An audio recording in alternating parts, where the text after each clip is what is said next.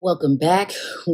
This topic, I don't even know why I'm tickled. This is going to be interesting. Matthew 19. Well, there was a church. I'm not going to say the name of the church. I'm not going to say the name of the pastor. Everybody knows this pastor, this church, blah, blah, blah. A message, a sermon done on marriage and divorce and singleness. And the pastor was coming out of Matthew 19. I've got to clean it up because the pastor jacked it up. Just going to put it like that. This is not bashing, but pastors, I do want to send a message to you all. Number one, don't be afraid to sit down. Don't be afraid to go away. Don't be afraid to consecrate so that you can receive revelation, because interpretation is not the same thing as revelation. Revelation takes consecration, and consecration takes isolation. So as long as you're on these stages, fog machines and blue lights, you're not going to receive revelation, and you're going to just be interpreting things using your filters, using your life experience, using culture and whatever other filters you're using, and you're going to give the people the wrong message. Also, pastors, I know a lot of you want to be kings, but you're not.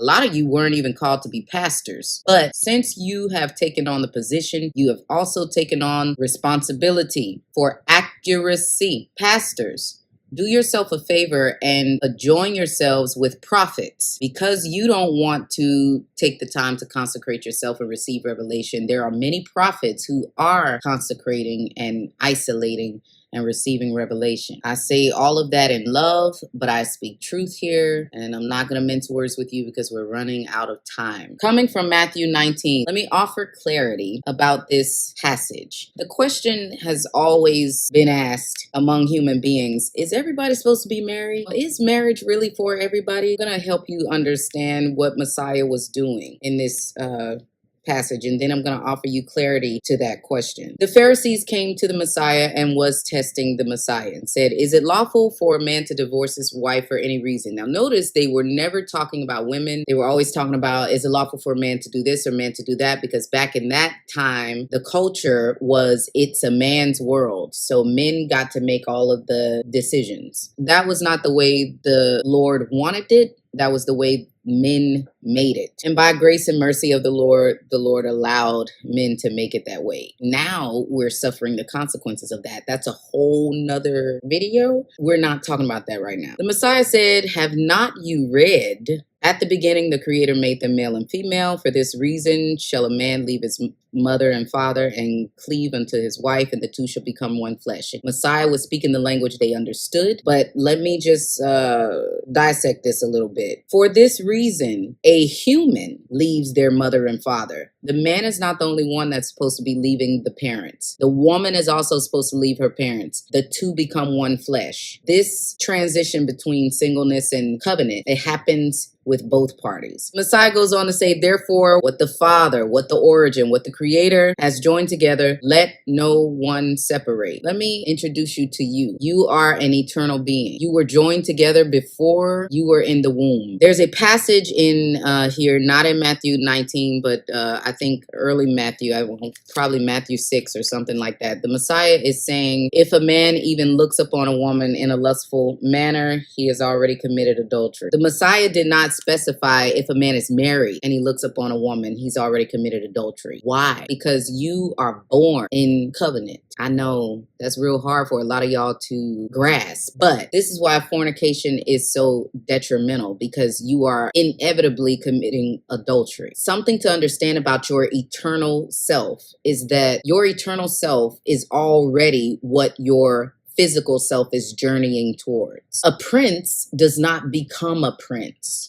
A prince is born a prince. A prophet does not become a prophet. A prophet is born a prophet. So all of these things that happen in your life, platforms that you're due, these territories that you're due, they already belong to you. They already belong to you, but you can forfeit them. You can forfeit your office. You can forfeit your territories. You can also forfeit your marriages by way of adultery. And sometimes adultery happens when you marry the wrong person. You are in sin. Sin means failure. You are in unalignment, which is wickedness and evil. You are in adultery, even though you're physically married to somebody. You are committing adultery because you've entered into a covenant that was not ordained by the source. A lot of us do that because we rather be comfortable than in alignment. If we met somebody and there were challenges, We took those challenges to be fireworks that, oh, this is not what I was supposed to do. I've heard people say, I choose my mate based on what I think I can live with. That's a stupid way to choose a mate because, first of all, they can only present the present. So if you chose your mate based on the present circumstances, you got another thing coming. Marriage takes you through all kinds of circumstances. Marriage is also a process of refinement. It grows, matures you. A lot of the versions of ourselves we are requiring from people when we first meet them actually comes by way of marriage. Marriage introduces you to the versions of yourselves you're looking for, which is why the initial setup was that you marry when you're young. I hope I didn't lose you. Let me get back to Matthew 19. So then they say, well, why did Moses say we could get a divorce? Messiah said Moses did that because your hearts were hard, but this was not the Creator's way, and this was not the way it was designed to be from the beginning. This also gives you insight. If we're given a territory, we're given things to have dominion over, you are allowed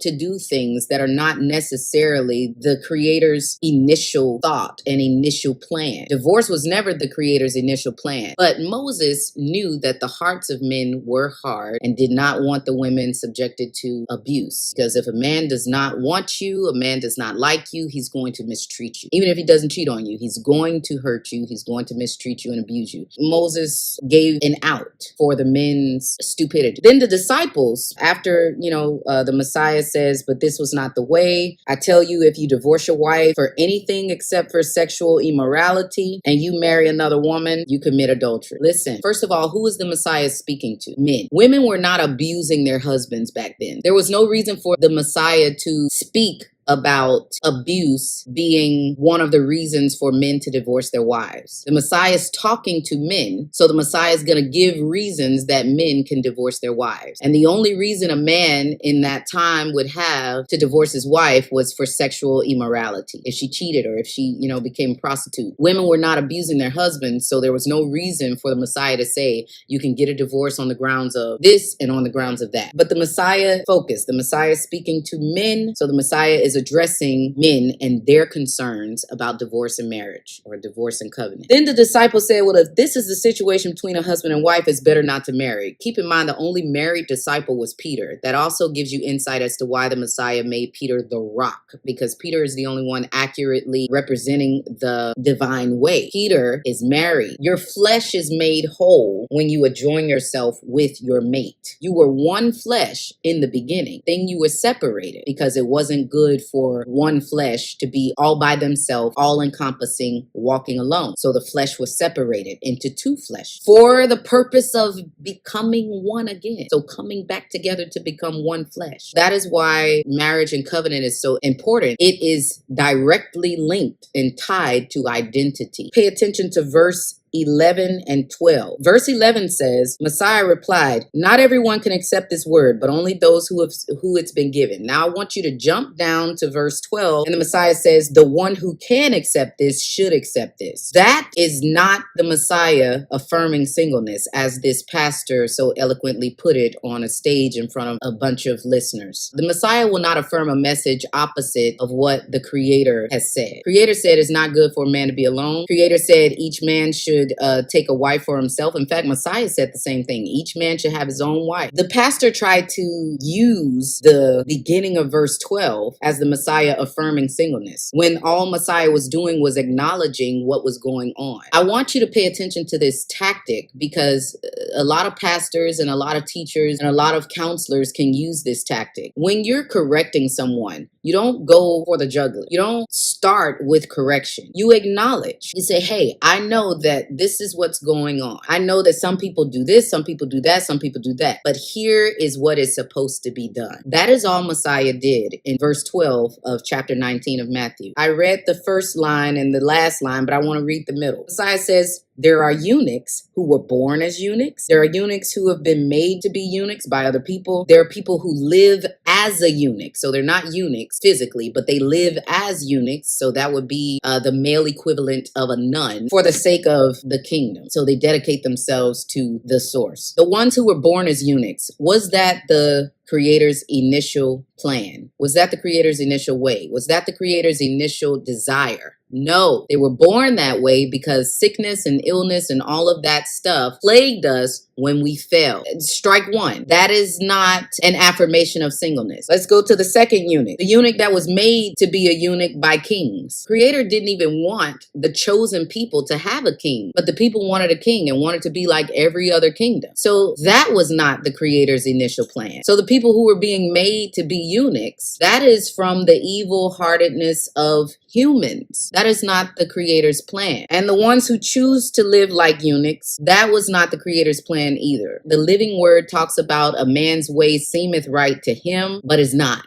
That is one of the ways that seems right, but it's not, because the Creator said it is not good. So even if you call something good, or you have good intentions, oh, I'm going to live as a nun, or I'm going to live as a eunuch because this is good. I interpret this to be good. I perceive this to be good. I understand this to be good. Your understanding is so much more less than the Creator, incomparably less than the Creator. Creator doesn't need perception. Creator knows. So at best, you have perception, but you don't really have any understanding. Nowhere in here does Messiah affirm singleness. Messiah will not say or do anything that is in contrast with the one who sent him here. That message was taught in falsehood. And the reason it was taught that way is because, again, so many pastors do this, relying on interpretation rather than revelation. Humans were not meant to be alone. There are instances where your choices have resulted in you being alone. It does not mean you were meant to not marry. So you could be living out a consequence of your own choices, but singleness is not what the Lord wanted for you. That is not what Messiah wanted for you. Also, you have to define singleness by the source's standard of singleness. Singleness means you can't lust. You can't think about lust. You can't think about sex. You can't buy toys, relieve yourself, can't masturbate. Singleness is some tough stuff. By the source's definition of a virgin, when the Virgin Mary is described, it says she never saw a man and she had never been with a man. These definitions, go through the word, go through the living word, see the extremism of the source's definition of things. That's the definition of a virgin. The definition of adultery is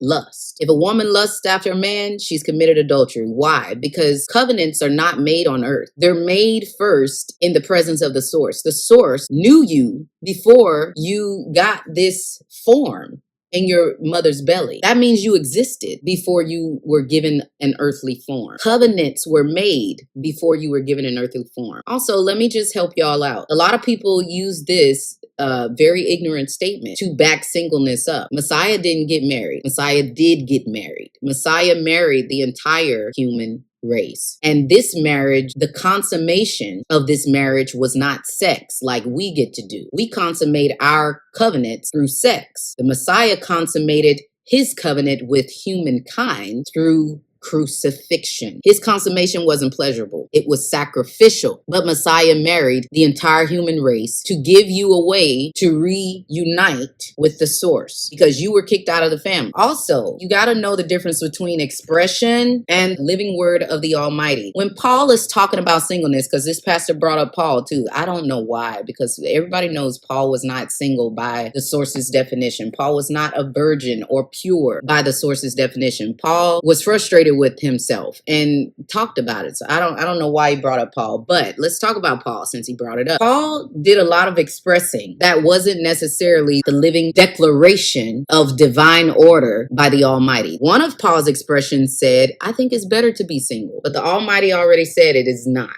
The Messiah already said every man should take for himself his own wife. So Paul's expression should not be counted as absolute truth. Paul is expressing himself. Paul is not making a declaration, thus say the Lord, it is better to be single. Learn how to read works like the Bible and Enoch and whatever other works you want to read. This is why you read it with the helper. This is also why you read it and seek revelation, not interpretation. Paul's expression, it's not the living declaration of divine order by the Almighty. It's simply Paul's expression. And the only thing that makes it a part of the word of the Almighty is that your breath is the word of the Almighty. So technically, whatever you say, whatever comes out of your mouth, I'm going to use an example. In Egypt, Pharaoh said there will be an outcry and all the firstborn will die. Because Pharaoh has borrowed the breath of the Lord, what Pharaoh spoke was indeed the word of the Lord. So then the Lord looked at this word and said, oh, I've got to perform it. But here's the tricky part. If you are in alignment and you speak the word of the Lord, which again, you can't help but speak it because you breathe the word of the Lord. So every breath, every inhale and exhale is the word of the Lord. You don't even have to say anything. You say, you just said the name of the Lord. With every inhale and exhale, you speak the word of the Lord. The word of the Lord is watched over by the Lord carefully so that the Lord knows what to perform. So technically, every word you speak, you're putting an order in. The Lord's going to go in their kitchen and cook it up for you. That's what happens. Pharaoh put an order in for all the firstborn to die. But was Pharaoh in alignment with the will of the Lord or out of alignment? Pharaoh was out of alignment. Nevertheless, Pharaoh spoke the word of the Lord. The Lord had to honor what Pharaoh spoke. But because Pharaoh was out of alignment, the Lord honored what Pharaoh spoke, but honored it against him rather than for him. That is how the law works. That is how the word of the Lord works. That is what the Lord means by I watch over my word carefully to perform it. That is why the tongue is a double-edged sword. That is why the tongue has the power of life and death, because I got to perform everything you say. Be careful of interpreting people's expression as the will of the Lord. Just because I'm expressing it does not mean that is the will of the Lord. Paul expressed being happy that he was single, which Paul was not happy that he was single. Paul wanted someone. He was frustrated. And what Paul did, Paul was saved from being murderous, but he was not delivered from being prideful. Paul had a lot of pride. And part of what pride does is pride tries to make its host feel better about wrong decisions. Paul, for all we know, could have killed his wife and children when he was murdering all the believers. For whatever reason, Paul was left without a consummated spouse. And to coddle himself about it, make himself feel better about it, he's like, you know what? I say it's better to be single. I ain't got to worry about this. I ain't got to worry about that. That's what we do. We go in self-preservation mode. Paul preserved his feelings. Paul was like, this is not bad. This is actually better than being married. You married, stuck, bogged down. That's pride. That is Paul's expression. That was not the will of the Lord. And the Messiah is not going to go against what was originally spoken by the Almighty. So the Messiah would never affirm singleness. Go ahead and go to www.aceplace.com. Start your journey. I love you.